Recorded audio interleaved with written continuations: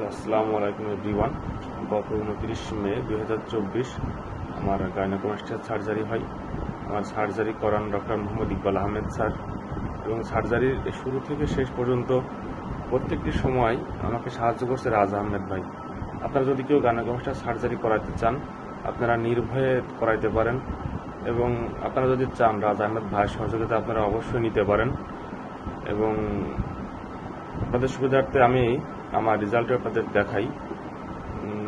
খুব একটা বেশ কিছুদিন হয় নাই, অল্প কিছুদিনের মধ্যেই রেজাল্টটা আপনারা একটু দেখেন। এই হলো অবস্থা। গত 29 মে আমার সার্জারি হয়, এবং আপনারা যদি কেউ সার্জারি করাতে চান আপনারা নিঃসন্দেহে সার্জারি করাতে পারেন, এবং আপনারা চাইলে রাজ আহমেদ ভাইয়ের সহযোগিতা নিতে